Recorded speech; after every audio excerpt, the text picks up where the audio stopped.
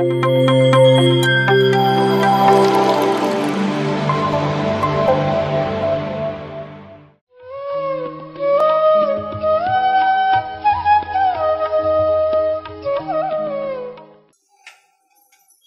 Nirmala madam ಅವರು ಗೀತಾ ಜಯಂತಿ ಹಾಗೂ ಧ್ಯಾನ ಸಂಜೆ ಕಾರ್ಯಕ್ರಮಕ್ಕೆ ಬಂದಿರುವುದು ನಮಗೆ ತುಂಬ ಖುಷಿಯ ವಿಚಾರ. ಹಾಗೆ ನಮ್ಮೆಲ್ಲರಿಗೂ ಧ್ಯಾನದ ಪರಿಚಯ ಮಾಡಿಕೊಡಲಿದ್ದಾರೆ. ಇವರು ಹನುಮಂತನಗರದ ನಿವಾಸಿ. ಇವರು ಅನೇಕ ಆಧ್ಯಾತ್ಮಿಕ ಹಾಗೂ ಧ್ಯಾನದ ಪುಸ್ತಕಗಳನ್ನು ತೆಲುಗು ಭಾಷೆಯಿಂದ ಕನ್ನಡ ಭಾಷೆಗೆ ಅನುವಾದಿಸಿದ್ದಾರೆ. ಧ್ಯಾನದ ಅನೇಕ ವರ್ಕ್ಶಾಪ್ಗಳನ್ನು ನಡೆಸಿಕೊಡುತ್ತಾರೆ. ಅದರೊಂದಿಗೆ ವರ್ಕ್ಶಾಪ್ ಕಾರ್ಯಕ್ರಮದಲ್ಲಿ ತೊಡಗಿಸಿಕೊಂಡಿರ್ತಾರೆ. ಹಾಗೂ ಸತತವಾಗಿ ಧ್ಯಾನದ ಪ್ರಚಾರದಲ್ಲಿ ತಮ್ಮನ್ನು ತಾವು ತೊಡಗಿಸಿಕೊಂಡು ಹಾಗೂ ಹನುಮಂತರ ನಗರದ ಮನೆಯಲ್ಲೇ ಅವರು ಒಂದು ಪಿರಮಿಡನ್ನು ಕಟ್ಟಿಸಿದ್ದಾರೆ. ಅಲ್ಲಿ ಧ್ಯಾನ ಆಸಕ್ತರಿಗೆ ಧ್ಯಾನದ ಒಂದು ಜಾಗ, ಅವಕಾಶವನ್ನು ಹಾಗೂ ಒಂದು ಧ್ಯಾನದ ಜ್ಞಾನವನ್ನು ಜ್ಞಾನದ ಪ್ರಚಾರವನ್ನು ಮಾಡಿಕೊಂಡು ಬಂದಿದ್ದಾರೆ. ಹಾಗೆ ಇವತ್ತು ಈ ಸಂಜೆ ಕಾರ್ಯಕ್ರಮದಲ್ಲಿ ಧ್ಯಾನದ ವಿಚಾರವಾಗಿ ಹಾಗೂ ಧ್ಯಾನದ ಒಂದು ಪರಿಚಯವನ್ನು ಮಾಡಿಕೊಡಲಿದ್ದಾರೆ ಶ್ರೀಮತಿ ನಿರ್ಮಲಾ ಮೇಡಮ್ ಅವರಿಗೆ.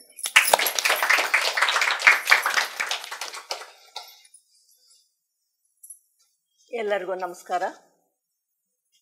ಮೊದಲನೇದಾಗಿ ಬ್ರಹ್ಮರ್ಷಿ ಪಿತಾಮಹ ಪತ್ರಿಜಿ ಗುರುಗಳಿಗೆ, ಗುರುಮಾತಾ ಸ್ವರ್ಣಮಾಲಾ ಪತ್ರಿಜಿ ಅಮ್ಮನವರಿಗೆ, ನನಗೆ ಜನ್ಮ ಕೊಟ್ಟ ತಂದೆ ತಾಯಿಯವರಿಗೆ ಹೃತ್ಪೂರ್ವಕವಾಗಿ ನಮಸ್ಕಾರಗಳನ್ನು ತಿಳಿಸುತ್ತಾ, ಇವತ್ತು ಇಲ್ಲಿ ಬಂದಿರೋ ಎಲ್ಲ ಮಾಸ್ಟರ್ಸ್ಗೂ, ಚಿಕ್ಕ ಮಕ್ಕಳು ದೊಡ್ಡವರು ಎಲ್ಲರೂ ಇದ್ದಾರೆ, ಎಲ್ಲರಿಗೂ ಕೂಡ ನನ್ನ ಹೃತ್ಪೂರ್ವಕವಾಗಿ ನಮಸ್ಕಾರಗಳು. ಇವತ್ತು ಗೀತಾ ಜಯಂತಿಯ ಎಲ್ಲರಿಗೂ ಕೂಡ ಶುಭಾಶಯಗಳು ತಿಳಿಸ್ತಾ ಇವತ್ತು ಧ್ಯಾನದ ಕಾರ್ಯಕ್ರಮ ಪ್ರಾರಂಭ ಮಾಡೋಣ. Thank you masters. ಇಲ್ಲಿ ಬಂದಿರೋರಿಗೆಲ್ಲರಿಗೂ ಕೂಡ ಭಗವದ್ಗೀತೆ ಅಂದರೆ ತುಂಬ ಇಷ್ಟವಾಗಿದೆ ಅಂತ ಅನ್ನಿಸ್ತಾ ಇದೆ. ಸೊ ಇಷ್ಟು ಚಿಕ್ಕ ಮಕ್ಕಳು ಕೂಡ ಭಗವದ್ಗೀತೆ ಕಲಿಬೇಕು ಅಂತ ಅಷ್ಟು ಉತ್ಸಾಹದಿಂದ ಬಂದು ಇಲ್ಲಿ ಕೂತಿದ್ದಾರೆ. ಅದನ್ನು ಇನ್ನೂ ಪ್ರೋತ್ಸಾಹ ಮಾಡಿ ಅವ್ರಿಗಿನ್ನೂ ಧ್ಯಾನದ ಬಗ್ಗೆ ಕೂಡ ತಿಳಿಸ್ಬೇಕಾಗಿರೋದು ನಮ್ಮ ಕರ್ತವ್ಯ. ಸೊ ಇಲ್ಲಿ ಹೊಸಬರು ಇದ್ದಾರೆ, ಧ್ಯಾನಕ್ಕೆ ಬಂದಿರೋರು, ಹಳಬರು ಇದ್ದಾರೆ. ಸೊ ಎಲ್ಲರಿಗೂ ಅರ್ಥ ಆಗೋ ರೀತಿಯಲ್ಲಿ ನನಗೆ ಗೊತ್ತಿರೋ ಅಷ್ಟು ಜ್ಞಾನ ಹಂಚಲಿಕ್ಕೆ ನಾನು ಬಂದಿದ್ದೀನಿ ಇಲ್ಲಿಗೆ. ಇಲ್ಲಿ ಮೊದಲನೇದಾಗಿ ವೈಷ್ಣವಿ ಮೇಡಮ್ ಅವರು ಮತ್ತು ಅವ್ರ ಹಸ್ಬೆಂಡ್ ಆದ ಜಿತೇಂದ್ರ ಅವ್ರಿಗೂ ಕೂಡ ನಾನು ನಮಸ್ಕಾರಗಳನ್ನು ತಿಳಿಸುತ್ತಾ ಇವತ್ತಿನ ಕ್ಲಾಸು ಪ್ರಾರಂಭ ಮಾಡೋಣ. ಭಗವದ್ಗೀತೆ ಅಂದರೆ ಎಲ್ಲರಿಗೂ ಇಷ್ಟವಾಗಿದ್ದೆ, ತುಂಬ ಇಷ್ಟ ಎಲ್ಲರಿಗೂ ಕೂಡ. ಆದರೆ ಅದನ್ನು ಹೇಗೆ ಆಚರಿಸಬೇಕು, ಅದರಲ್ಲಿರೋ ವಿಶಿಷ್ಟತೆಯನ್ನು ಹೇಗೆ ನಾವು ನಮ್ಮ ಜೀವನದಲ್ಲಿ ಅಳವಡಿಸ್ಕೋಬೇಕು ಅನ್ನೋದು ವಿಶೇಷವಾಗಿ ತಿಳ್ಕೋಬೇಕಾಗಿರೋದು ಇವತ್ತಿನ ಗೀತಾ ಜಯಂತಿಯ ಸಂದರ್ಭದಲ್ಲಿ ಎಲ್ಲರೂ ಕೂಡ ತಿಳ್ಕೊಳ್ಳೋಣ ಫ್ರೆಂಡ್ಸ್. ವೇದಗಳ ಸಾರವೆಲ್ಲವೂ ಕೂಡ ಉಪನಿಷತ್ತುಗಳಲ್ಲಿ ಮೂಡಿಬಂದಿದೆ, ಅಂದರೆ ರೂಪಾಂತರಗೊಂಡಿದೆ. ಆ ಉಪನಿಷತ್ತುಗಳ ಆ ಸಾರಾಂಶವೆಲ್ಲವೂ ಕೂಡ ವೇದಗಳು ಉಪನಿಷತ್ತುಗಳು ಸಾರಾಂಶವೆಲ್ಲ ಕ್ರೋಢೀಕರಿಸಿ ಅದನ್ನು ಭಗವದ್ಗೀತೆಯಾಗಿ ನಮಗೆ ಬಂದಿದೆ. ಈ ಭಗವದ್ಗೀತೆ ನಮಗೆ ಮೇಲೆ ಲೋಕಗಳಿಂದ, ಉನ್ನತ ಲೋಕಗಳಿಂದ ಶ್ರೀಕೃಷ್ಣ ಪರಮಾತ್ಮ ಕೊಟ್ಟಿರೋ ಅಂಥ ಭಗವದ್ಗೀತೆ. ಈ ಭಗವದ್ಗೀತೆಯಲ್ಲಿ ಆ ಸ್ಮೃತಿ ಅಂದರೆ ವೇದ, ಶ್ರುತಿಗಳು ಅಂದರೆ ಧರ್ಮಶಾಸ್ತ್ರ. ಇಲ್ಲಿ ವೇದಗಳ ಎಸೆನ್ಸ್ ಎಲ್ಲವೂ ಕೂಡ ಆ ಭಗವದ್ಗೀತೆಯಲ್ಲೇ ನಮಗೆ ತಿಳಿಸ್ಕೊಟ್ಟಿದ್ದಾರೆ. ಅಂದರೆ ಭಗವದ್ಗೀತೆಯಲ್ಲಿ ಏನಾಗಿದೆ ಅಂದರೆ ಮಾನವರ ಜೀವನ ವಿಧಾನವನ್ನು ಹೇಗೆ ಜೀವಿಸಬೇಕು ಅನ್ನೋದ್ರ ಬಗ್ಗೆ ಸ್ಪಷ್ಟವಾಗಿ ನಮಗೆ ಆ ಕಾಲದಲ್ಲೇ ನಮಗೆ 5000 ವರ್ಷಗಳೇ ಆಗಿರ್ಬೋದು, ಆವಾಗಿಂದ ನಮಗೆ ತಿಳಿಸ್ಕೊಂಡು ಬಂದಿದ್ದಾರೆ. ಪ್ರತಿಯೊಬ್ಬರೂ ಕೂಡ ನಮ್ಮ ಪೂರ್ವಜರು ಎಲ್ಲರೂ ಕೂಡ ಅದನ್ನು ಪಾಲನೆ ಮಾಡ್ಕೊತ ಇಲ್ಲಿವರೆಗೂ ಬಂದಿದ್ದಾರೆ. ಅದು ಇನ್ನೂ ನಡೀತಾನೇ ಇದೆ. ದೇಶ ವಿದೇಶಗಳಲ್ಲಿ ಕೂಡ ಇದನ್ನು ಉಪಯೋಗಿಸ್ತಾ ಇದ್ದಾರೆ. ಅಂದರೆ ಜೀವನದಲ್ಲಿ ಏನೇ ಸಮಸ್ಯೆ ಎದುರಾದರೂ, ಏನೇ ಸನ್ನಿವೇಶ ಬಂದರೂ ಕೂಡ ಏನಾಗ್ತಾ ಇದೆ, ಭಗವದ್ಗೀತೆಯನ್ನು ಓದ್ತಾರೆ, ಅದರ ಅರ್ಥ ತಿಳ್ಕೊತಾ ಇದ್ದಾರೆ, ತಾತ್ಪರ್ಯವನ್ನು ತಿಳ್ಕೊತಾ ಇದ್ದಾರೆ, ಪಾರಾಯಣೆಯನ್ನು ಮಾಡ್ತಿದ್ದಾರೆ. ಆದರೆ ಒಂದು ರೀತಿ ಇದೇನಾಗಿದೆ ಅಂದರೆ ಒಂದು ಎಮರ್ಜೆನ್ಸಿ ಕೌನ್ಸಿಲಿಂಗ್ ಅಂತ ಕೂಡ ಹೇಳ್ಬೋದು. ಅಂದರೆ ಮಹಾಭಾರತ ಯುದ್ಧದಲ್ಲಿ ಶ್ರೀಕೃಷ್ಣ ಪರಮಾತ್ಮ ಇದು ಅರ್ಜುನನಿಗೆ ತಿಳಿಸಿರೋ ವಿಚಾರ. ಅಂದರೆ ಈ ಕಡೆ ಸೈನ್ಯ ಬಂದಿದ್ದಾರೆ, ಕೌರವರೆಲ್ಲ ಪಾಂಡವರ ಕಡೆ ಸೈನ್ಯ ಬಂದಿದ್ದಾರೆ, ಎಲ್ಲರೂ ಬಂದು ಯುದ್ಧಕ್ಕೆ ಸನ್ನಿದ್ಧರಾಗಿದ್ದಾರೆ. ಆ ಸಮಯದಲ್ಲಿ ಏನಾಗಿದೆ ಅಂದರೆ ಶ್ರೀಕೃಷ್ಣ ಪರಮಾತ್ಮ ರಥ ತಂದು ಮಧ್ಯದಲ್ಲಿ ನಿಲ್ಲಿಸಿ ಅರ್ಜುನನಿಗೆ ಬೋಧನೆ ಮಾಡ್ತಾರೆ. ಏನು ಅಂದರೆ ಯುದ್ಧ ಮಾಡು ಅಂತ ಹೇಳ್ತಾರೆ. ಆವಾಗ ಅರ್ಜುನ ಏನು ಮಾಡ್ತಾರೆ, ಅರೆ ನನ್ನ ತಂದೆ ತಾಯಿಗಳು ಎಲ್ಲ ಚಿಕ್ಕಪ್ಪ ದೊಡ್ಡಪ್ಪ ಎಲ್ಲ ಇದ್ದಾರೆ, ಎಲ್ಲರೂ ವಯಸ್ಸಾಗಿರೋರು ರಕ್ತ ಸಂಬಂಧಿಕರು, ನಾನು ಇದು ಯುದ್ಧ ಮಾಡೋದಕ್ಕೆ ಸಿದ್ಧನಾಗಿಲ್ಲ ಅಂತ ಹೇಳಿ ಹತಾಶನಾಗಿಬಿಟ್ಟು ಕೂತು ಬಿಡ್ತಾರೆ, ಬಿಲ್ಲು ಬಾಣ ಎಲ್ಲ ಪಕ್ಕದಲ್ಲಿ ಇಟ್ಬಿಟ್ಟು. ಆ ಸಮಯದಲ್ಲಿ ಕೃಷ್ಣ ಪರಮಾತ್ಮ ಆ ಭಗವದ್ಗೀತೆಯನ್ನು ಬೋಧಿಸ್ತಾರೆ. ಎಷ್ಟು 18 ದಿವಸ ಆ ಭಗವದ್ಗೀತೆಯ ಅಧ್ಯಾಯ ಎಲ್ಲವೂ ಕೂಡ ತಿಳಿಸ್ತಾ ಬರ್ತಾರೆ. ಅಂದರೆ ಅವ್ರು ಏನು ಮಾಡಿದ್ದಾರೆ ಅಂದರೆ ಇದು ಎಮರ್ಜೆನ್ಸಿ ಕೌನ್ಸಿಲಿಂಗ್ ಅಂತಲೇ ಹೇಳ್ಬೋದು. ಅಂದರೆ ಎಮರ್ಜೆನ್ಸಿ ಬಂದಾಗ ಯಾವ ರೀತಿ ಕೌನ್ಸಿಲಿಂಗ್ ಮಾಡ್ತಾರೆ ಅಂತ ನಾವು ಇದನ್ನು ಉಪಯೋಗಿಸ್ಕೊತಾ ಇರೋದೇನು ಅಂದರೆ ಪ್ರತಿಯೊಬ್ಬರಿಗೂ ಕೂಡ ಆವತ್ತಿಂದ ಹೇಳಿರೋದು ಇವತ್ತಿನವರೆಗೂ ಕೂಡ ಪ್ರತಿಯೊಬ್ಬರಿಗೂ ಮಾನವ ಜೀವನದಲ್ಲಿ ಜೀವಿಸೋದು ಹೇಗೆ, ನಮ್ಮ ಜೀವನ ಆನಂದವಾಗಿ ಇಟ್ಕೋಬೇಕು ಅಂದರೆ ನಾವು ಏನು ಮಾಡಬೇಕು ಅನ್ನೋದ್ರ ಬಗ್ಗೆ ಭಗವದ್ಗೀತೆಯಲ್ಲಿ ಸ್ಪಷ್ಟವಾಗಿ ತಿಳಿಸ್ತಾ ಬಂದಿದ್ದಾರೆ. ಅದಕ್ಕೆ ಇದನ್ನ ನಮ್ಮ ಸಮಸ್ಯೆಗೆ ಅಲ್ಲದೇನೆ ಆ ಭಗವಂತ ಹೇಳಿರೋದನ್ನ ದಿನಚರ್ಯವಾಗಿ ದಿನನಿತ್ಯವಾಗಿ ಅದನ್ನು ಅಳವಡಿಸ್ಕೊಂಡಾಗ ನಮ್ಮ ಆನಂದವಾಗಿ ಸುಖವಾಗಿ ನಾವು ಜೀವನ ಮಾಡೋದಕ್ಕೆ ಸಾಧ್ಯತೆ ಇದೆ. ಆದರೆ ಹೇಗೆ ಜೀವಿಸಬೇಕು ಅಂದರೆ ಕೌಶಲ್ಯ ಇರಬೇಕು ನಮ್ಮ ಜೀವನದಲ್ಲಿ, ಆ ನಾಣ್ಯತೆ ನೈಪುಣ್ಯತೆ ಇರಬೇಕು. ಆವಾಗ ಏನಾಗುತ್ತೆ, ಆನಂದವಾಗಿರ್ತೀವಿ. ಇವಾಗ ಕೆಲವರಿಗೆ ಹೇಳ್ತೀವಿ ಅವರೆಲ್ಲರೂ ಎಷ್ಟು ಆನಂದವಾಗಿದ್ದಾರೆ, ನಮ್ಗೆ ಯಾಕೆ ಕಷ್ಟ ಎಲ್ಲ ಬಂದಿದೆ ಅಂತ ಕೆಲವರು ಹೇಳ್ತಿರ್ತಾರೆ, ಸಹಜಾನೇ. ಅಂದರೆ ಯಾರ್ಯಾರು ಯಾವುದನ್ನು ಯಾವ ರೀತಿ ಅಳವಡಿಸ್ಕೊತಾ ಬಂದಿದ್ದಾರೋ ಆ ರೀತಿ ಅದು ನಡೀತಾ ಬಂದಿದೆ. ಅಂದರೆ ಇಲ್ಲಿ ನಾವು ಶರೀರವನ್ನು ಧರಿಸಿದ್ದೀವಿ. ಈ ಶರೀರ ಅನ್ನೋದು ಒಂದು ವಾಹನ. ಈ ವಾಹನವನ್ನು ಹೇಗೆ ನಡೆಸಬೇಕು, ಯಾವ ರೀತಿ ಧರ್ಮಬದ್ಧವಾಗಿ ನಾವು ಇದನ್ನ ನಡೆಸಬೇಕು ಅನ್ನೋದು ತಿಳುವಳಿಕೆಯಿಂದ ನಡೆಸ್ಕೊಳ್ಳೋದೇ ಇದು ಭಗವದ್ಗೀತೆ ನಮಗೆ ಕೊಟ್ಟಿರೋದು. ಅಂದರೆ ಈ ಶರೀರವನ್ನು ಅಂದವಾಗಿ ಇಟ್ಕೋಬೇಕು, ಚಂದವಾಗಿರಬೇಕು, ಸುಂದರವಾಗಿರಬೇಕು ಅಂತ ಹೇಳಿ ನಾವು ಅದರ ಮೇಲೇ ನಮ್ಮ ಕಾನ್ಸಂಟ್ರೇಷನ್ನು, ನಮ್ಮ ಫೋಕಸ್ ಎಲ್ಲವೂ ಕೂಡ ಅದರ ಮೇಲೆ ಭೌತಿಕವಾಗಿ ಉಪಯೋಗಿಸ್ತಾ ಇದ್ದೀವಿ. ಆದರೆ ನಮಗೆ ಏನು ಸಮಸ್ಯೆ ಬಂದರೂ ಕೂಡ ಏನು ಮಾಡಬೇಕು ಅನ್ನೋದು ಭಗವದ್ಗೀತೆಯಲ್ಲಿ ಕೊಟ್ಟಿದ್ದಾರೆ. ಅದರಲ್ಲಿ ಆ ಫ್ಲೇವರ್ ಏನಿದೆಯೋ ನಮ್ಮ ಒಳಗಡೆ ಜೀವನದಲ್ಲಿ ಅಳವಡಿಸಿಕೊಂಡಾಗ, ಅಂದರೆ ನಮ್ಮ ಆಳವಾಗಿ ಅದರ ಪ್ರಯಾಣ ಮಾಡಿದಾಗ, ಒಳಕ್ಕೆ ಪ್ರಯಾಣ ಅಂತರ್ ಪ್ರಯಾಣ ಅಂತ ಹೇಳ್ತಾರಲ್ಲ, ಆ ರೀತಿ ಮಾಡಿದಾಗ ಅದೇನಾಗುತ್ತೆ, ಅಲ್ಲಿರೋ ಫ್ಲೇವರ್ ಏನಿದೆ ನಮ್ಮ ಜೀವನಕ್ಕೆ ಬೇಕಾಗಿರೋ ಫ್ಲೇವರು, ಆ ಎಸೆನ್ಸು ಅನ್ನೋದು ನಮ್ಗೆ ಅಲ್ಲಿ ಸಿಗುತ್ತೆ. ನಾವೇನು ಮಾಡ್ತಿದ್ದೀವಿ, ಹೊರಗಡೆ ಹುಡುಕಾಡ್ತಾ ಇದ್ದೀವಿ ಎಲ್ಲಿ ಸಿಗುತ್ತೆ ಅಂತ. ಆದರೆ ಭಗವದ್ಗೀತಾ ಗ್ರಂಥವನ್ನು ಏನು ಮಾಡ್ಕೊಂಡಿದ್ದೀವಿ ಅಂದರೆ ಒಂದು ಪಾರಾಯಣ ಗ್ರಂಥವಾಗಿ ಮಾಡ್ಕೊಂಡಿದ್ದೀವಿ. ಪಾರಾಯಣ ಅಂದರೆ ಏನು ಮಾಡ್ತಾ ಇದ್ದೀವಿ, ಅಧ್ಯಯನಗಳೆಲ್ಲವೂ ಕೂಡ ಇವಾಗ ಮಕ್ಕಳಿಗೆ ಹೇಳ್ಕೊಟ್ಟಿದ್ದೀವಲ್ಲ, ಆ ರೀತಿ ದೊಡ್ಡವರು ಕೂಡ ಪಾರಾಯಣ ಮಾಡ್ತಿದ್ದೀವಿ. ಏನು ಅಂದರೆ ಇವತ್ತು ಗೀತಾ ಜಯಂತಿರಿ, ನಾವು 18 ಅಧ್ಯಾಯಗಳು ಕೂಡ ಪಾರಾಯಣ ಮಾಡಿದ್ದೀವಿ ಅಂತಾರೆ. ಅದರಲ್ಲಿರೋ ಅರ್ಥನೂ ತಗೊಂಡಿದ್ದಾರೆ, ಅದರಲ್ಲಿರೋ ತಾತ್ಪರ್ಯಗಳು ತಗೊಂಡಿದ್ದಾರೆ. ಆದರೆ ಆಚರಣೆ ಮುಖ್ಯ. ಇದರಲ್ಲಿ ನಾವು ಎಷ್ಟು ಆಚರಣೆ ಮಾಡ್ತಿದ್ದೀವಿ, ಇದರಲ್ಲಿ ಎಷ್ಟು ನಿಗೂಢವಾದ ರಹಸ್ಯಗಳು ಕೃಷ್ಣ ಪರಮಾತ್ಮ ನಮಗೆ ತಿಳಿಸ್ಕೊಟ್ಟಿದ್ದಾರೆ ಅನ್ನೋದ್ರ ಬಗ್ಗೆ ನಾವು ಅದನ್ನು ಅರ್ಥ ಮಾಡ್ಕೊಳ್ತಾ ಅದನ್ನು ಅಳವಡಿಸ್ಕೊಳ್ತಾ ಹೋದಾಗ ನಮಗೆ ಅಲ್ಲಿ ಅರ್ಥ ಆಗುತ್ತೆ. ಅಷ್ಟಲ್ಲದೇನೆ ಈ ಸೃಷ್ಟಿಯಲ್ಲಿ ಆ ತತ್ವ ಅನ್ನೋದು ಏನಿದೆಯೋ ಅದನ್ನು ಏನು ಬೋಧಿಸ್ಕೊತಾ ಬಂದಿದ್ದಾರೋ, ಮಾನವರು ಕೂಡ ಈ ಸೃಷ್ಟಿಯಲ್ಲಿ ಒಂದು ಭಾಗ ಮಾತ್ರವೇ. ಈ ಚರಾಚರ ಸೃಷ್ಟಿಯಲ್ಲಿ ಮಾನವರು ಒಂದು ಭಾಗ.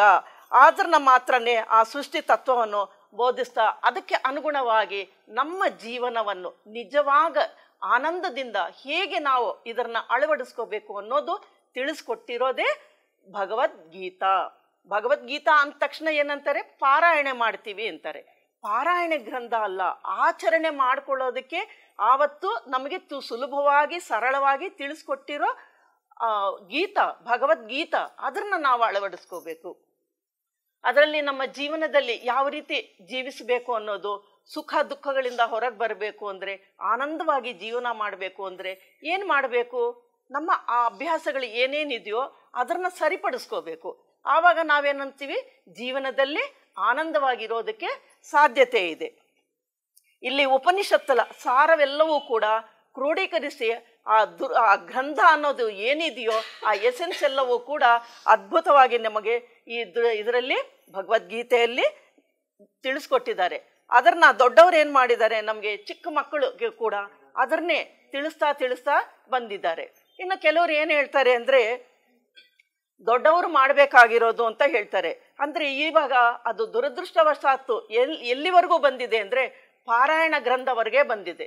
ಇನ್ನು ಯಾರಾದರೂ ಮನೆಯಲ್ಲಿ ಮರಣ ಹೊಂದಿದಾಗ ಅದನ್ನು ಹಾಕಿ ಇಟ್ಬಿಟ್ಟು ಅದಕ್ಕೆ ಸ್ಥಿಮಿತವಾಗಿ ನಿಲ್ಲಿಸ್ಬಿಟ್ಟಿದ್ದಾರೆ. ಅದು ಹಾಗಲ್ಲ, ಬದುಕಿರೋವಾಗಲೇ ಅದರಲ್ಲಿರೋ ಎಸೆನ್ಸನ್ನು ನಾವು ಉಪಯೋಗಿಸಿಕೊಂಡು ಅದರ ಹೇಗೆ ನಮ್ಮ ಜೀವನ ಆನಂದವಾಗಿರೋ ಜೀವನ ಅನ್ನೋದು ತಿಳಿದುಕೊಡೋದೇ ನಮಗೆ ಭಗವದ್ಗೀತಾ. ಈ ಭಗವದ್ಗೀತಾ ಅಂದರೆ ಈ ಭಗವದ್ಗೀತೆಯನ್ನು ಶ್ರೀಕೃಷ್ಣ ಪರಮಾತ್ಮ ನಮಗೆ ಭಗವದ್ಗೀತೆ ಅಂತ ಅರ್ಜುನನಿಗೆ ಬೋಧಿಸಿರೋದಕ್ಕೆ ಇವತ್ತಿನವರೆಗೂ ಅದು ನಡೀತಾ ಇದೆ ನಮಗೆ. ಆದರೆ ಒಂದು ಸಮಯದಲ್ಲಿ ಶ್ರೀರಾಮಚಂದ್ರರು ಕೂಡ ಡಿಪ್ರೆಷನ್ಗೆ ಹೋಗ್ತಾರೆ. ಆ ಡಿಪ್ರೆಷನ್ಗೆ ಹೋದಾಗ ಅವರೇನು ಮಾಡ್ತಾರೆ, ಅವರ ಗುರುಗಳಾದ ವಸಿಷ್ಠ ಮಹಾಮುನಿಗಳು ಬಂದು, ಇಲ್ಲ ಇದು ಡಿಪ್ರೆಷನ್ಗೆ ಹೋಗೋ ಸಮಯ ಅಲ್ಲ, ನೀನು ಮಾನಸಿಕವಾಗಿ ಉದ್ವೇಗಕ್ಕೆ ಒಳಗಾಗಬೇಡ ಅಂತ ಹೇಳಿ ವಸಿಷ್ಠ ಮಹರ್ಷಿ ಏನು ಮಾಡ್ತಾರೆ, ವಸಿಷ್ಠ ಗೀತೆಯನ್ನು ಬೋಧನೆ ಮಾಡ್ತಾರೆ. ಅಂದರೆ ಇದು ಎಮರ್ಜೆನ್ಸಿ ಕೌನ್ಸಿಲಿಂಗು. ಅಂದರೆ ಆ ಕಾಲದಲ್ಲೇ ಇತ್ತು ಈ ಎಮರ್ಜೆನ್ಸಿ ಕೌನ್ಸಿಲಿಂಗ್ ಅನ್ನೋದು, ಇವಾಗ ಬಂದಿರೋದಲ್ಲ.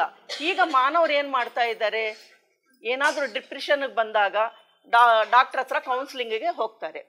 ಅಷ್ಟೆಲ್ಲ ದುಡ್ಡು ಖರ್ಚು ಮಾಡಿ ಬರ್ತಾ ಇದ್ದಾರೆ. ಮತ್ತು ಆರೋಗ್ಯ ಚೆನ್ನಾಗಿರಬೇಕು ಅಂದರೆ ಇನ್ನೇನು ಮಾಡಬೇಕು, ಭಗವದ್ಗೀತಾ ಗೊತ್ತು, ಪಾರಾಯಣ ಮಾಡ್ತಿದ್ದಾರೆ, ಆದರೆ ಅದರಲ್ಲಿ ಆಚರಣೆ ಮಾಡ್ತಾ ಇಲ್ಲ. ಅದರಿಂದ ಏನಾಗ್ತಾ ಇದೆ, ಡಾಕ್ಟ್ರ್ ಹತ್ರ ಹೋಗ್ತಾ ಇದ್ದಾರೆ, ಸೈಕ್ರಾಟಿಸ್ಟ್ ಹತ್ರ, ಸೈಕ್ರೋಥೆರಪಿಸ್ಟು ಅಂತ ಅದು ಇದು ಅಂತ ಮಾಡಿಕೊಂಡು ಅಲ್ಲಿಗೆ ಹೋಗಿ ಅವ್ರೇನು ಮಾಡ್ತಾರೆ, ಔಷಧಿಗಳು ಕೊಡ್ತಾ ಇದ್ದಾರೆ, ಅದನ್ನು ತಗೊತಾ ಇದ್ದಾರೆ. ಆದರೆ ಇಂಥ ಅದ್ಭುತವಾದಂತಹ ಔಷಧಿ ಅನ್ನೋದು ನಮಗೆ ತಿಳಿಸ್ಕೊಟ್ಟಿದೆ ಭಗವದ್ಗೀತೆಯಲ್ಲಿ. ಮತ್ತು ಭಗವದ್ಗೀತೆಯಲ್ಲಿರೋ ಔಷಧಿನ ತಗೊಳ್ಳೋದು ಉತ್ತಮನ, ಡಾಕ್ಟರ್ ಹತ್ರ ಹೋಗಿ ಆ ಔಷಧಿ ತಗೊಳ್ಳೋದು ಉತ್ತಮನ? ಯಾವುದು ಮಾಡಬೇಕು? ಭಗವದ್ಗೀತೆಯಲ್ಲಿ ಏನು ಎಸೆನ್ಸ್ ಇದೆಯೋ ಅದನ್ನು ತಗೊಂಡ್ರೆ ನಮ್ಮ ಈ ಶರೀರ ಅಂದವಾಗಿ ಚಂದವಾಗಿ ಇರುತ್ತೆ.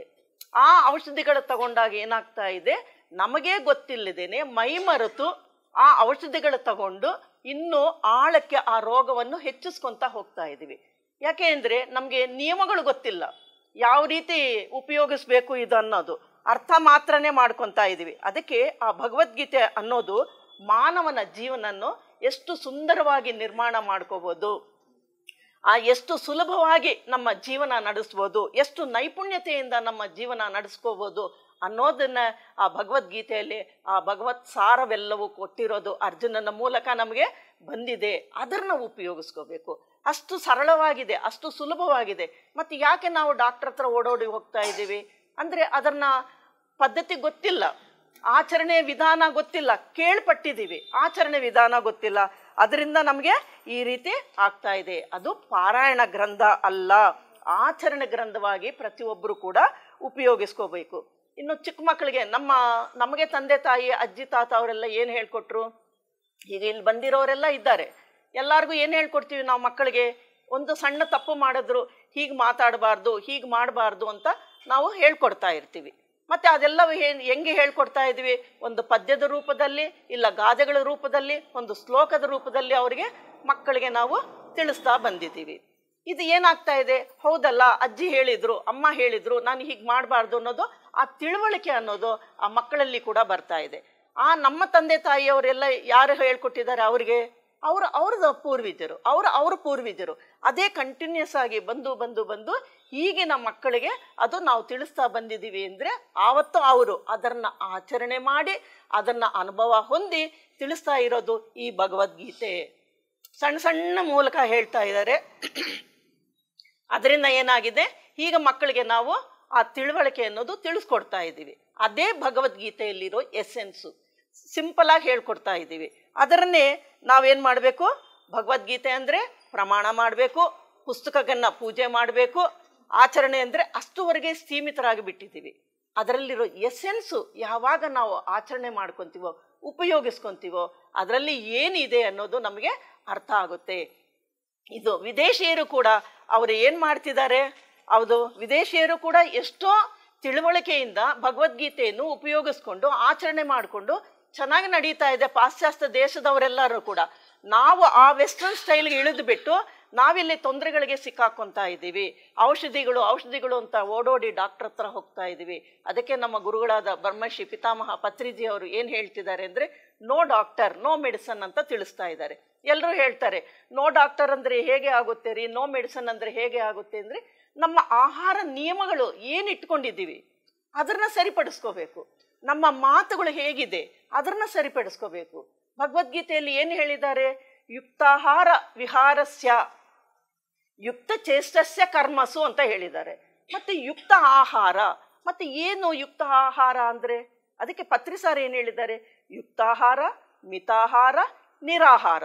ಇದರ ಮೂರನ್ನು ಆಹಾರ ವಿಶೇಷದಲ್ಲಿ ನೀವು ಅದ್ಭುತವಾಗಿ ಇದನ್ನು ಪಾಲನೆ ಮಾಡಿದರೆ ನಿಮಗೆ ಆಧ್ಯಾತ್ಮಿಕ ಜೀವನ ಅನ್ನೋದು ಗೊತ್ತಾಗುತ್ತೆ.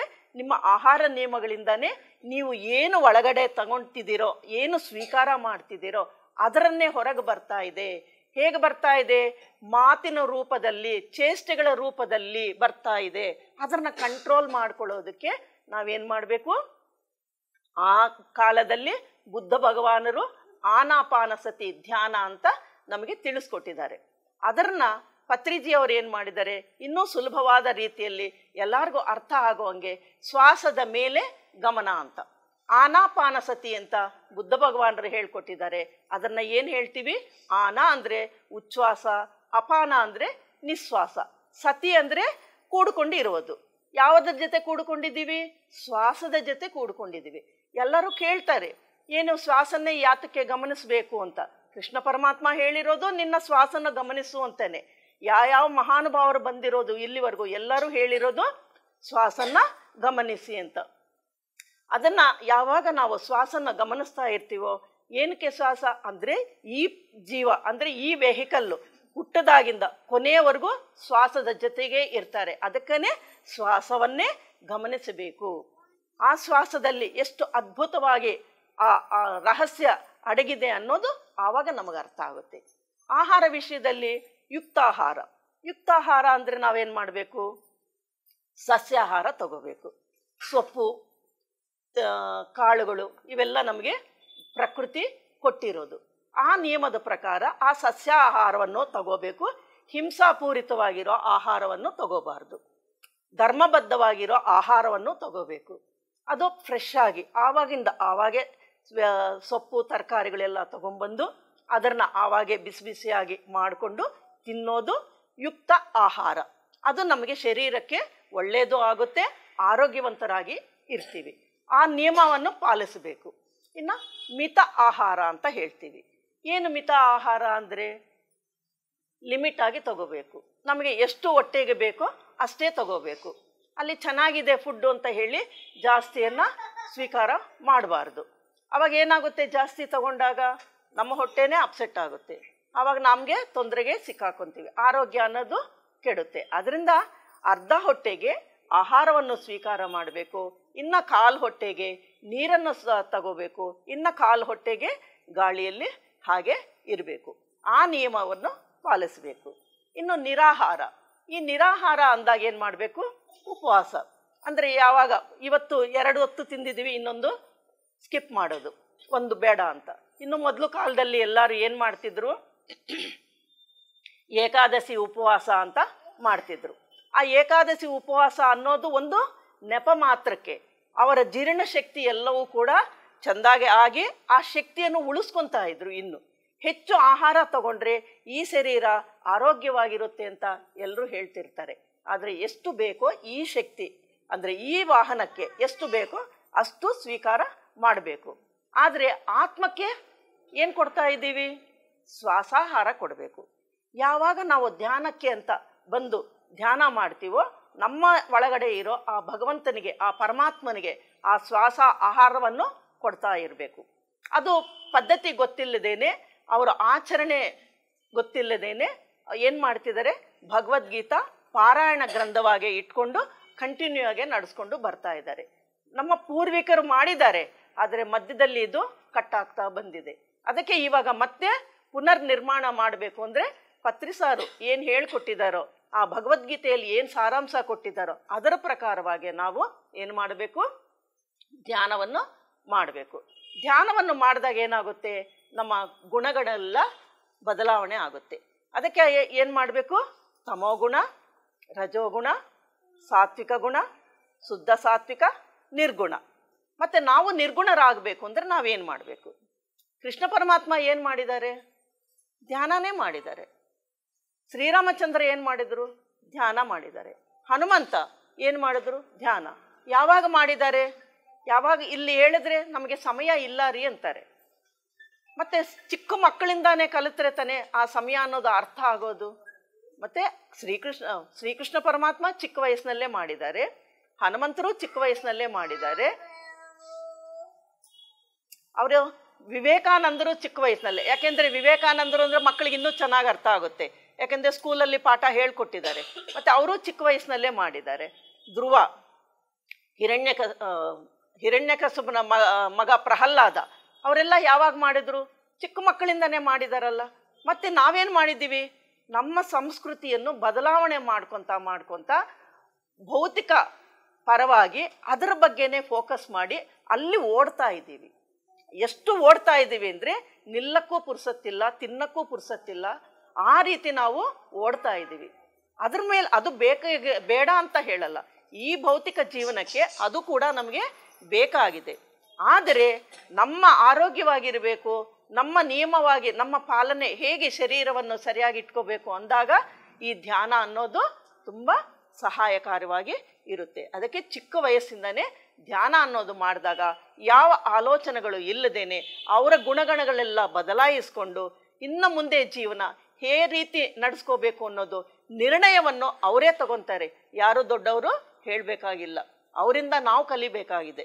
ಅಷ್ಟು ಚೆನ್ನಾಗಿ ಆ ಮಕ್ಕಳು ಇವಾಗ ಅದನ್ನೆಲ್ಲ ಅಳವಡಿಸ್ಕೊತಾ ಇದ್ದಾರೆ. ಅದು ಕರ್ತವ್ಯ ಯಾರ್ದು? ತಾಯಿದು. ಒಬ್ಬ ತಾಯಿ ಒಬ್ಬ ಮೆಡಿಟೇಟರ್ ಆದರೆ, ಒಬ್ಬ ಧ್ಯಾನಿ ಆದರೆ ಮಕ್ಕಳನ್ನೆಲ್ಲ ಸುಧಾರಿಸ್ತದೆ. ಈ ಮಕ್ಕಳನ್ನ ಯಾವ ರೀತಿ ಸುಧಾರಿಸ್ಬೇಕು? ಒಂದು ಮದಾಲಸ ತಾಯಿ ಇದ್ದಾರಲ್ಲ, ಆ ರೀತಿ ಮಕ್ಕಳನ್ನ ಬೆಳೆಸಬೇಕು. ಆ ಮದಾಲಸ ತಾಯಿ ಏನು ಮಾಡ್ತಾರೆ? ಮಹಾರಾಜನ ಹೆಂಡತಿ ಅವರು, ಅವ್ರಿಗೆ ಫಸ್ಟ್ ಮಗು ಆಗುತ್ತೆ. ಫಸ್ಟ್ ಮಗು ಆದ ತಕ್ಷಣ ಅವ್ರೇನು ಹೇಳ್ತಾರೆ? ಶುದ್ಧೋಸ್ಮಿ ಯೋಗೋಸ್ಮಿ ಅಂತ ಶ್ಲೋಕಗಳೆಲ್ಲ ಹೇಳ್ಕೊಂಡೇ ಜೋಕಾಲೆಯಲ್ಲಿ ಹಾಕಿ ತೂಗಿಸ್ತಾ ನಿದ್ದೆ ಮಾಡಿಸೋವಾಗ ಇದನ್ನೇ ಬೋಧನೆ ಮಾಡ್ತಾ ಇರ್ತಾರೆ. ಒಬ್ಬ ಯೋಗಿ ಸ್ಥಿತಿಗೆ ಬಂದುಬಿಡ್ತಾರೆ. ಮತ್ತು ಇನ್ನೊಂದು ಮಗು ಆಗುತ್ತೆ. ಆ ಮಗುನೂ ಕೂಡ ಮಹಾರಾಜರಿಗೆ ಹೇಳ್ತಾರೆ, ಇಲ್ಲ ಬೆಳೆಸ್ತಾ ಇದ್ದೀನಿ ಅಂತ. ಪ್ರತಿದಿನಾನು ತಿನ್ನಿಸೋವಾಗಲಿ ಆಡಿಸೋವಾಗಲಾಗಲಿ ಯಾವಾಗಲೂ ಕೂಡ ಈ ಶ್ಲೋಕಗಳನ್ನೇ ಹೇಳ್ತಾ ನಿನ್ನ ಶುದ್ಧ ಮನಸ್ಸಿನಲ್ಲಿ ಇರಬೇಕು, ಶುದ್ಧವಾಗಿರಬೇಕು ಅನ್ನೋದನ್ನೇ ಅವರಿಗೆ ಆ ಚೈತನ್ಯವಂತವಾಗಿ ಬೆಳೆಸ್ತಾ ಬರ್ತಾರೆ. ಮತ್ತು ಮೂರನೇ ಮಗು ಆಗುತ್ತೆ. ಮೂರನೇ ಮಗು ಆದಾಗಲೂ ಕೂಡ ಅದೇ ರೀತಿ ಬೆಳೆಸ್ತಾರೆ. ಆಗ ಮಹಾರಾಜರು ಹೇಳ್ತಾರೆ, ನೋಡು, 3 ಜನ ಮಕ್ಕಳನ್ನು ಒಬ್ಬ ಯೋಗಿಗಳಾಗಿ ನೀನು ತಯಾರು ಮಾಡಿದ್ದೀಯಾ, ಓಕೆ, ಆದರೆ ಇನ್ನು ಮುಂದಕ್ಕೆ ನನಗೆ ವಯಸ್ಸಾಗ್ತಾ ಈ ರಾಜ್ಯ ಪರಿಪಾಲನೆ ಮಾಡಬೇಕು ಅಂದರೆ ಈ ರೀತಿ ಬೆಳೆಸಿದ್ರೆ ಹೇಗೆ? ಇನ್ನೊಂದು ಮಗುಗೆ ಆದರೂ ನೀನು ರಾಜ್ಯ ಪರಿಪಾಲನಾ ವಿಧಾನವನ್ನು ನೀನು ಬೋಧಿಸು ಅಂತ ಹೇಳಿದಾಗ ಅದನ್ನು ಕರ್ತವ್ಯ ಅಲ್ವಾ ಮಹಾರಾಜರಾಗಿದ್ದಕ್ಕೆ. ಸರಿ ಅಂತ ಹೇಳಿ ಮಹಾರಾಜರು ಏನು ಮಾಡ್ತಾರೆ? ಅವರು ಇನ್ನೊಂದು ಮಗು ಆದಾಗ ಆ ತಾಯಿ ಕೂಡ ಒಂದು ಯುಕ್ತ ವಯಸ್ಸು ಬರೋವರೆಗೂ ಕೂಡ ರಾಜ್ಯ ಪರಿಪಾಲನೆ ಅನ್ನೋದು ಯಾವ ರೀತಿ ನಡೆಸಬೇಕು, ನಮ್ಮ ರಾಜ್ಯದಲ್ಲಿರೋ ಜನಗಳನ್ನ ಯಾವ ರೀತಿ ಸಂರಕ್ಷಣೆ ಮಾಡಬೇಕು, ಅವೆಲ್ಲವೂ ಕೂಡ ಬೋಧನೆ ಮಾಡಿ ಅದೇ ರೀತಿ ಬೆಳೆಸ್ತಾರೆ. ಅದರಲ್ಲಿ ಕೂಡ ಒಂದು ಕಂಡೀಷನ್ನು ಮಗನಿಗೆ ಹೇಳ್ತಾರೆ, ನಿನಗೆ ಯಾವ ಸಮಯದಲ್ಲಿ ಆದರೂ ಕೂಡ ಏನಾದರೂ ಒಂದು ಸಮಸ್ಯೆ ಬಂದರೆ, ಆ ತೊಂದರೆಗಳು ಬಂದಾಗ ಅದನ್ನು ಪರಿಷ್ಕಾರ ಮಾಡ್ಕೊಳ್ಳೋದಕ್ಕೆ ನಾನು ಒಂದು ಉತ್ತರ ಬರೆದು ಕೊಟ್ಟಿರ್ತೀನಿ, ಆವಾಗಲೇ ನೀನು ಅದನ್ನು ತೆರೆದು ನೋಡಬೇಕು, ಅಲ್ಲಿಯವರೆಗೂ ಇದು ಹಾಗೆ ಇಟ್ಟಿರು ಅಂತ ಹೇಳಿ ರಾಜ್ಯ ಪರಿಪಾಲನೆ ಮಾಡೋ ವಿಧಾನವೆಲ್ಲವೂ ಕೂಡ ಅವರಿಗೆ ಎಲ್ಲ ಅದ್ಭುತವಾಗಿ ತಿಳಿಸ್ಕೊಡ್ತಾರೆ. ಆಮೇಲೆ ಒಂದು ಸಮಸ್ಯೆ ಬರುತ್ತೆ, ಆ ತಾಯಿ ಹೇಳಿರೋ ಮಾತುಗಳ ಜ್ಞಾಪಿಸ್ಕೊಂಡು ಆವಾಗ ಆ ಉತ್ತರವನ್ನು ಓದಿದಾಗ ಆಗ ಆಧ್ಯಾತ್ಮಿಕ ಜೀವನಕ್ಕೆ ಅಂತ ಬರ್ತಾರೆ. ಅಂದರೆ ರಾಜ್ಯ ಪರಿಪಾಲನೆ ಮಾಡೋದು ಗೊತ್ತಿರಬೇಕು, ಅವರಿಗೆ ಭೌತಿಕ ಜೀವನ ನಡೆಸ್ಕೋಬೇಕು ಅನ್ನೋದು ಕೂಡ ತಿಳುವಳಿಕೆ ಅನ್ನೋದು ಪ್ರತಿಯೊಬ್ಬ ತಾಯಿ ಕೂಡ ಒಬ್ಬ ಮದಾಲಸ ತಾಯಿ ರೀತಿ ಬೆಳೆಸ್ತಾ ಹೋಗಬೇಕು. ವಿವೇಕಾನಂದರ ಅಷ್ಟು ಚಿಕ್ಕ ವಯಸ್ಸಿನಲ್ಲೇ ತಾಯಿ ಮಾತು ಕೇಳಿಕೊಂಡು ಅವ್ರಿಗೆ ಧ್ಯಾನ ಅನ್ನೋದು ಆಟೋಮೆಟಿಕ್ಕಾಗಿ ಬಂದ ತಕ್ಷಣ ಅವ್ರು ಏನು ಮಾಡಿದ್ರು? ಯಾವಾಗಲೂ ನೀನು ರೋಡಲ್ಲೇ ಆಟ ಆಡ್ತಿರ್ತೀಯ ಅಂತ ಹೇಳಿ ಒಂದು ಸಮಯ ಮನೇಲಿರೋದೆಲ್ಲ ತೊಗೊಂಡೋಗಿ ಎಲ್ಲರಿಗೂ ಕೊಡ್ತೀಯ ಅಂತ ಹೇಳಿ ಅವ್ರೇನು ಮಾಡ್ತಾರೆ? ರೂಮಲ್ಲಿ ಕೂಡ ಹಾಕಿ ಬಾಗಿಲಾಕ್ತಾರೆ. ಆತ ಏನು ಮಾಡ್ತಾನೆ, ರೂಮಲ್ಲಿರೋ ಬಟ್ಟೆಗಳು ಬರೆಗಳು ಎಲ್ಲ ತೆಗೆದು ಕಿಟಕಿಯಲ್ಲಿ ಹಾಕಿ ಎಲ್ಲರಿಗೂ ತಗೊಂಡೋಗಿ ಅಂತ ಕೊಡ್ತಾರೆ. ಒಂದ್ಸಲಿ ಹಾವು ಕೂತಿರುತ್ತೆ, ಏನೂ ಗೊತ್ತಿಲ್ಲ, ಎಲ್ಲ ಹುಡುಗರು ಭಯ ಪಡ್ತಿರ್ತಾರೆ, ಅವನು ಮಾತ್ರ ಧ್ಯಾನ ಸ್ಥಿತಿಯಲ್ಲಿ ಇರ್ತಾರೆ. ಅಷ್ಟು ಅದ್ಭುತವಾಗಿ ಆ ಚಿಕ್ಕ ವಯಸ್ಸಿಂದನೇ ಆ ಧೈರ್ಯ ಎಲ್ಲ ಹೇಗೆ ಬಂದಿದೆ, ಅದಕ್ಕೆ ಪ್ರತಿಯೊಬ್ಬರು ಸ್ಫೂರ್ತಿಯಾಗಿ ತಗೋಬೇಕು ವಿವೇಕಾನಂದರನ್ನ. ಅದಕ್ಕೆ ಎದ್ದೇಳಿ ಅಂತ ಹೇಳಿ ಧೈರ್ಯ ತುಂಬಿಸ್ತಾ ಇದ್ದಾರೆ. ಅವರು ವಚನಗಳು, ಆ ಪ್ರವಚನಗಳೆಲ್ಲವೂ ಕೂಡ ಅಷ್ಟು ಅದ್ಭುತವಾಗಿರುತ್ತೆ. ಅದೇ ರೀತಿ ನಾವು ಮಕ್ಕಳಿಗೆ ಪ್ರೋತ್ಸಾಹ ನೀಡ್ತಾ ಬಂದಾಗ ಆ ಮಕ್ಕಳು ಕೂಡ ಒಬ್ಬ ವಿವೇಕಾನಂದರಾಗ್ತಾರೆ. ಈಗ ಮಕ್ಕಳನ್ನ ಯಾರನ್ನ ಕೇಳಿದ್ರು ಏನು ಹೇಳ್ತಾರೆ, ಪತ್ರಿಜಿ ಅವ್ರನ್ನ ಯಾರು ನೋಡಿದ್ದಾರೆ, ಅವರು ನೀನು ಮುಂದೆ ಏನಾಗ್ತೀಯ ಅಂದರೆ ನಾನು ಪತ್ರಿಜಿ ಆಗ್ತೀನಿ ಅಂತ ಹೇಳ್ತಾರೆ. ಆ ರೀತಿ ನಾವು ಕೂಡ ಮಕ್ಕಳನ್ನ ಬೆಳೆಸಬೇಕಾಗಿದೆ. ಇಲ್ಲಿಯವರೆಗೂ ಗೊತ್ತಿಲ್ಲ, ನಡೆದಿದೆ, ಈಗ ಗೊತ್ತಿದೆ, ಮುಂದಕ್ಕೆ ನಡೆಸ್ಕೊಂಡು ಆ ಮಕ್ಕಳನ್ನ ಬೆಳೆಸ್ಕೊಂಡು ಹೋಗಬೇಕು. ಅವಾಗ ಏನಾಗುತ್ತೆ, ಆ ಗುಣಗಳೆಲ್ಲ ಬದಲಾವಣೆ ಆಗ್ತಾ ಆಗ್ತಾ ನಮ್ಮಲ್ಲಿ ಕೂಡ ಚೈತನ್ಯ ಅನ್ನೋದು ದೊಡ್ಡವ್ರಿಗೂ ಕೂಡ ಬರುತ್ತೆ. ಮೊದಲು ಆಸಕ್ತದಿಂದ ಇರ್ತಾರೆ, ಆ ಶಕ್ತಿ ಅನ್ನೋದು ಇಲ್ಲ. ಅವಾಗೇನು ಮಾಡ್ತಾರೆ, ಆ ಶಕ್ತಿಯಿಂದ ಆಸಕ್ತದಿಂದ ಶಕ್ತಿಗೆ ಬರೋ ಪ್ರಯಾಣವೇ ಧ್ಯಾನ ಅಂತ ಹೇಳ್ತಾರೆ. ಅನಾರೋಗ್ಯದಿಂದ ಆರೋಗ್ಯಕ್ಕೆ ಬರ್ತಾರೆ, ಅದೇ ಧ್ಯಾನ. ಆ ಪ್ರಯಾಣ ಮಾಡೋದೇ ಧ್ಯಾನ. ಪ್ರಯಾಣ ಅಂದ ತಕ್ಷಣ ಏನು ಗಾಡಿ ಇಲ್ಲ, ಸ್ಕೂಟ್ರ್ ಇಲ್ಲ, ಕಾರ್ ಇಲ್ಲ ಅಂತ ಅಲ್ಲ. ಇದು ವೆಹಿಕಲ್ಲೇ. ಈ ವೆಹಿಕಲ್ಲಲ್ಲೇ ನಾವು ಪ್ರಯಾಣ ಮಾಡ್ತಿದ್ದಾರೆ. ಈ ವೆಹಿಕಲ್ಲಲ್ಲೇ ಆ ಪರಮಾತ್ಮ ಇದ್ದಾರೆ. ಆ ಪರಮಾತ್ಮನೇ ಪ್ರಯಾಣ ಮಾಡಿಸ್ತಾ ಇದ್ದಾರೆ. ನಾವು ಈ ರೀತಿ ಅಂದರೆ ಸುಖ ಶಾಂತಿಗಳಾಗಿ ಇರಬೇಕು ಅಂದಾಗ ಏನು ಮಾಡಬೇಕು, ಧ್ಯಾನನೇ ಮಾಡಬೇಕು. ಕಷ್ಟದಲ್ಲಿದ್ದೀವಿ, ಧ್ಯಾನ ಮಾಡಬೇಕು. ಅಧೈರ್ಯ ಇದೆ, ಏನು ಮಾಡಬೇಕು, ಧ್ಯಾನ ಮಾಡಬೇಕು. ಈಗ ನಾವು ಈ ಧೈರ್ಯವಾಗಿ ಹೇಗೆ ಮಾತಾಡ್ತಾ ಇದ್ದೀವಿ ಅಂದರೆ ಈ ಧ್ಯಾನನೇ ನಮಗೆ ಪವರು. ಇದರಿಂದನೇ ನಾವು ಧೈರ್ಯವಾಗಿ ಮಾತಾಡೋದಕ್ಕೆ ಆಗ್ತಾ ಇದೆ. ಮೊದಲು ನಾನು ಕೂಡ ಭಯ ಪಡ್ತಿದ್ದೆ. ಯಾವಾಗ ಈ ಸಬ್ಜೆಕ್ಟ್ಗಳೆಲ್ಲ ಕೇಳ್ತಾ ಇದನ್ನು ಅಳವಡಿಸ್ಕೊತಾ ಇದ್ದಾಗ, ಆಚರಣೆ ಮಾಡ್ತಾ ಈಗ ನಾನು ಮಾತಾಡೋಕ್ಕೆ ಅವಕಾಶ ಆಗ್ತಾ ಇದೆ. ಆ್ಯಕ್ಚುಲಿ ನಾವು ತೆಲುಗು ಅವರು, ನಮಗೆ ಕನ್ನಡ ಏನು ಗೊತ್ತಿಲ್ಲ. ಆಮೇಲೆ ಕನ್ನಡ ಕಲಿತ್ಕೊಂಡು ನಾವು ಮಾತಾಡ್ತಾ ಇದ್ದೀವಿ. ಹೇಗೆ ಬರ್ತಾ ಇದೆ, ಆಟೋಮೆಟಿಕ್ಕಾಗಿ ನಮ್ಮ ಒಳಗಡೆ ಇರೋ ಆ ಶಕ್ತಿ ಓಪನ್ ಆಗ್ತಾ ಇರುತ್ತೆ. ಹೇಳೋದಕ್ಕೆ ಆ ಶಕ್ತಿ ಬರ್ತಾ ಇರುತ್ತೆ, ಆ ಧೈರ್ಯ ಬರ್ತಾ ಇರುತ್ತೆ. ಭಯ ಭ್ರಾಂತಿಗಳಿಂದ ಇರ್ತಾರೆ, ಆ ಬ್ರಹ್ಮ ತತ್ವಕ್ಕೆ ಪ್ರಯಾಣ ಮಾಡ್ತಾರೆ. ಕೋರಿಕೆಗಳಿದೆ, ಬೇಡಿಕೆಗಳಿದೆ ಬೇಕಾದಷ್ಟು.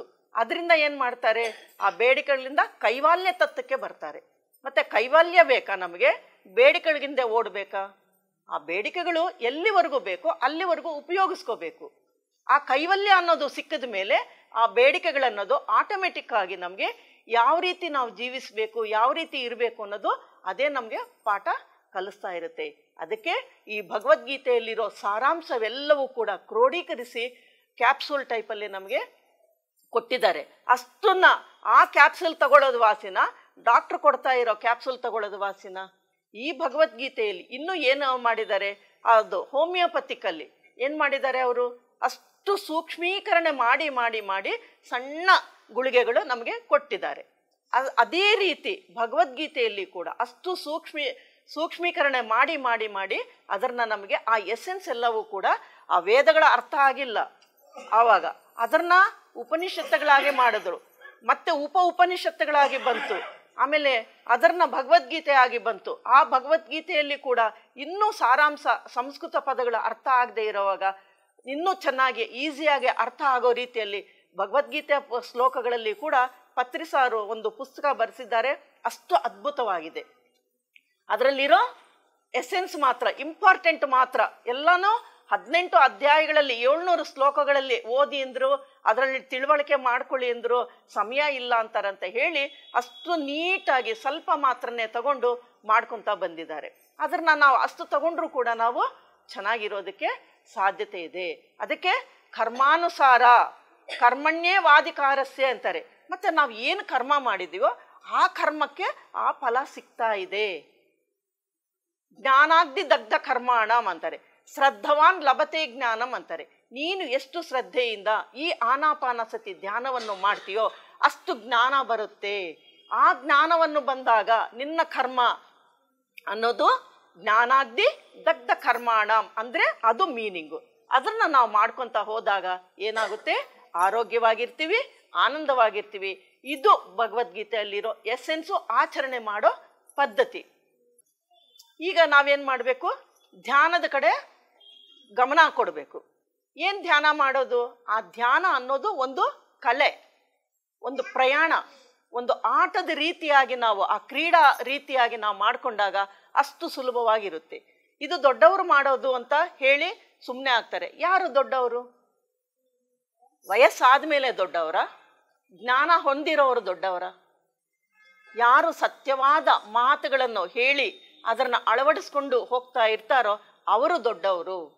ಎಷ್ಟೋ ದೊಡ್ಡ ವಯಸ್ಸಿಗೆ ಬಂದರೂ ಕೂಡ ಅದು ಗೊತ್ತಿರಲ್ಲ, ಮಕ್ಕಳಿಗೆ ಗೊತ್ತಿರುತ್ತೆ. ಮತ್ತು ಮಕ್ಕಳಿಗೆ ವಯಸ್ಸು ಮೂಲಕ ಅವರು ದೊಡ್ಡವರೇ. ಅಂದರೆ ಅವರ ಆತ್ಮ ಅನ್ನೋದು ಅಷ್ಟು ಬೆಳೆದಿದೆ. ಅದಕ್ಕೋಸ್ಕರ ನಾವೇನು ಮಾಡಬೇಕು? ಅವ್ರ ಹತ್ರ ಕೂಡ ಕಲಿಬೇಕು, ಆ ಜ್ಞಾನವನ್ನು ಕಲಿಬೇಕು. ಎಷ್ಟು ಶ್ರದ್ಧೆಯಿಂದ ಎಷ್ಟು ಧ್ಯಾನವನ್ನು ಮಾಡ್ತೀವೋ ಅಷ್ಟು ಜ್ಞಾನ ಬರ್ತದೆ. ಅದಕ್ಕೆ ನಮ್ಮ PSSM ಮೂಮೆಂಟಲ್ಲಿ ಏನು ಮಾಡಿದ್ದಾರೆ ಅಂದರೆ ಪಿರಮಿಡ್ ಸ್ಪಿರಿಚುವಲ್ ಸೊಸೈಟಿ ಮೂಮೆಂಟಲ್ಲಿ 4 ಪಿಲ್ಲರ್ ಇದೆ. ಒಂದು ಧ್ಯಾನ, ಸ್ವಾಧ್ಯಾಯ, ಸಜ್ಜನ ಸಾಂಗತ್ಯ, ಗುರು ಸಾಂಗತ್ಯ. ಧ್ಯಾನ ಅನ್ನೋದು ಮಾಡ್ತಾ ಇದ್ದೀವಿ, ಅಭ್ಯಾಸ ಮಾಡ್ಕೊತಾ ಇದ್ದೀವಿ. ಅದರ ಜೊತೆಗೆ ಸ್ವ ಅಧ್ಯಾಯ ಅಂದರೆ ನನ್ನನ್ನು ನಾನು ತಿಳ್ಕೊಳ್ಳೋದು. ಅಂದರೆ ನಾನು ಯಾರು, ನಾನು ಎಲ್ಲಿಂದ ಬಂದಿದ್ದೀನಿ, ಎಲ್ಲಿಗೆ ಹೋಗ್ತೀನಿ, ಈ 4 ಈ ಬಂದಿರೋದು ಹೋಗಿರೋ ಈ ಮಧ್ಯ ಈ ನಾಟಕ ಏನು, ಇದನ್ನ ತಿಳ್ಕೋಬೇಕು ಅನ್ನೋದು ಅರ್ಥ ಮಾಡ್ಕೋಬೇಕು. ಸ್ವಾಧ್ಯಾಯ ಅಂದರೆ ಬೇಕಾದಷ್ಟು ಪುಸ್ತಕಗಳಿದೆ, ಆಧ್ಯಾತ್ಮಿಕ ಪುಸ್ತಕಗಳಿದೆ. ಭಗವದ್ಗೀತಾ ಜೊತೆಗೆ ಎಷ್ಟೋ ಪುಸ್ತಕಗಳು ಕೂಡ ಬಂದಿದೆ. ಆ ಪುಸ್ತಕಗಳನ್ನು ಕೂಡ ನಾವು ಓದಿದಾಗ ಏನಾಗುತ್ತೆ, ಅದರಲ್ಲಿರೋ ಜ್ಞಾನವೆಲ್ಲೂ ಪಡೆದಾಗ ನಿನ್ನ ಕರ್ಮ ಅನ್ನೋದು ಅಲ್ಲಿ ಕೂಡ ಬೂದಿ ಆಗುತ್ತೆ. ಜ್ಞಾನಾಗ್ನಿ ದಗ್ಧ ಕರ್ಮಾಣಂ ಅಂದರೆ ಅದು. ಮತ್ತು ಸಜ್ಜನ ಸಾಂಗತ್ಯ ಅಂತ ಹೇಳ್ತೀವಿ. ಏನು ಸಜ್ಜನ ಸಾಂಗತ್ಯ? ಯಾರು ಸಜ್ಜನರು ಇರ್ತಾರೋ, ಸತ್ಯವಾದ ಮಾತುಗಳನ್ನು ತಿಳಿಸ್ಕೊಡ್ತಾ ಇರ್ತಾರೋ, ಆ ಮಾತುಗಳನ್ನು ಕೇಳಿ ಅದನ್ನು ಅಭ್ಯಾಸ ಮಾಡಿಕೊಂಡು ಅಳವಡಿಸ್ಕೊಂಡಾಗ ಆ ಸಜ್ಜನ ಸಾಂಗತ್ಯ ಅನ್ನೋದು ಈಸಿಯಾಗಿ ಸಿಗುತ್ತೆ. ಈಗ ನಮಗೆ PMC ಚಾನಲ್ ಬಂದಿದೆ, ಜೂಮ್ ಲೈನ್ ಬಂದಿದೆ. ಕರೋನಾ ಬಂದಾಗಿಂದ ಇದನ್ನು ಉಪಯೋಗಿಸ್ಕೊತಾ ಇದ್ದೀವಿ. ಎಷ್ಟು ಜನ ರೆಡಿ ಆಗಿದ್ದಾರೆ? ನಮ್ಮ ಪತ್ರಿಜಿ ಒಂದೇ ಹೇಳಿರೋದು, ನೀನು A ಕಲ್ತಿದ್ರೆ A ಹೇಳು, B ಕಲ್ತಿದ್ರೆ B ಹೇಳು. ಯಾರು ಇಲ್ಲಿ ಗುರುಗಳಲ್ಲ, ಯಾರು ಇಲ್ಲಿ ಶಿಷ್ಯರಲ್ಲ, ಪ್ರತಿಯೊಬ್ಬರು ಕೂಡ ಮಾಸ್ತರೇ ಅಂತ ಹೇಳಿ ಎಲ್ಲರನ್ನೂ ಕೂಡ ಮಾಸ್ಟರ್ ಆಗಿ ತಯಾರು ಮಾಡಿದ್ದಾರೆ. ಅದಕ್ಕೋಸ್ಕರ ನಾವು ಹೇಳೋದಕ್ಕೆ ಧೈರ್ಯವಾಗಿ ಮುಂದೆ ಬರ್ತಾ ಇದ್ದೀವಿ. ಮತ್ತು ಗುರು ಸಾಂಗತ್ಯ ಅನ್ನೋದು ಕೂಡ ಇಂಪಾರ್ಟೆಂಟು. ಯಾವಾಗ ನಮಗೆ ಗುರುಗಳು ಸಿಗ್ತಾ ಇರ್ತಾರೋ ಆಚಾರ್ಯರ ಹತ್ರ ಹೋಗ್ತೀವಿ. ಆಚಾರ್ಯರು ಇಂಪಾರ್ಟೆಂಟು. ಅಂದರೆ ಆಚಾರ್ಯರು ಅಂತ ಯಾರನ್ನ ಹೇಳ್ತೀವಿ? ಆಚರಣೆ ಮಾಡಿ ಯಾರು ಬೋಧನೆ ಮಾಡ್ತಾರೋ ಅವರನ್ನ ಆಚಾರ್ಯರು ಅಂತ ಹೇಳ್ತಾರೆ. ಅವ್ರ ಹತ್ರ ನಾವು ಹೋಗಿ ಕಲಿಬೇಕಾಗಿದೆ. ನಾವು ಮನೆಯಲ್ಲೇ ಕುಂತ್ಕೊಂಡು ಅಷ್ಟು ಅದ್ಭುತವಾಗಿ ಇವಾಗ ತಿಳ್ಕೊತಾ ಇದ್ವಿ. ಈಗ ಮತ್ತೆ ಸಮಯ ಬಂದಿದೆ, ಹೊರಗೆ ಬಂದು ಎಲ್ಲ ಕ್ಲಾಸ್ಗಳು ಮಾಡಿಕೊಂಡು ಆ ಜ್ಞಾನವನ್ನು ಹಂಚ್ಕೊತಾ ಇರಬೇಕು.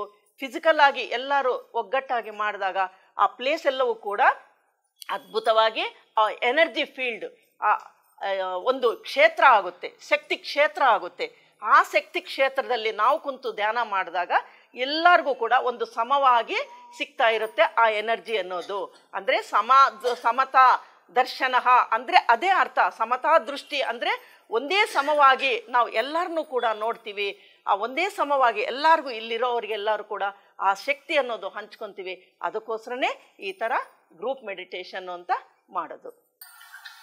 PMC ಚಾನಲ್ಗೆ ಎಲ್ಲರೂ ಕೂಡ ಸಬ್ಸ್ಕ್ರಿಪ್ಷನ್ ಮಾಡ್ಕೊಳ್ಳಿ. ಎಲ್ಲರ ಕೈಯಲ್ಲಿ ಸಬ್ಸ್ಕ್ರೈಬ್ ಮಾಡಿಸಿ. ಎಲ್ಲ ಪ್ರತಿದಿನ ಕೂಡ ಸತ್ಯದರ್ಶನ, ಪ್ರತಿ ಕ್ಷಣ ಸತ್ಯದರ್ಶನ ಬರ್ತಾ ಇರುತ್ತೆ. ಅದನ್ನು ವೀಕ್ಷಿಸಿ ಪ್ರತಿಯೊಬ್ಬರು ಕೂಡ ಇದನ್ನು ಉಪಯೋಗಿಸ್ಕೋಬೇಕು ಅಂತ ಕೇಳ್ಕೊತಾ ಇದ್ದೀನಿ. Thank you. ಕಾರ್ಯಕ್ರಮದ ಕೊನೆ ಹಂತಕ್ಕೆ ತಲುಪಿದ್ದೀವಿ.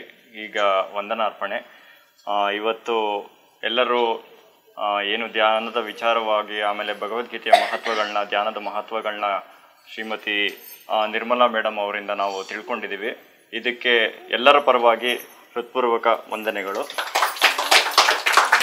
ಇವತ್ತಿನ ಈ ಕಾರ್ಯಕ್ರಮದಲ್ಲಿ ಇವರು ಬಂದು ಇವರ ಅಮೂಲ್ಯವಾದ ಸಮಯವನ್ನು ನಮಗೆ ಧ್ಯಾನದ ಪ್ರಚಾರದಲ್ಲಿ ನಮ್ಮೊಂದಿಗೆ ಹಂಚಿಕೊಂಡಿದ್ದಕ್ಕೆ ನಮ್ಮ ಕಡೆಯಿಂದ ಒಂದು ಸಣ್ಣ ಕಿರುಕಾಣಿಕೆ.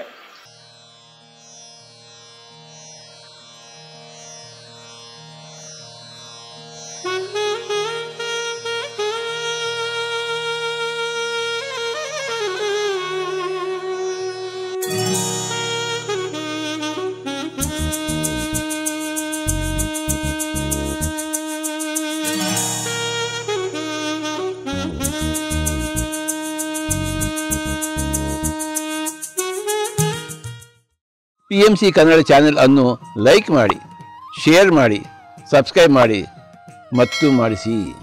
ಎಲ್ಲರಿಗೂ ಧನ್ಯವಾದಗಳು.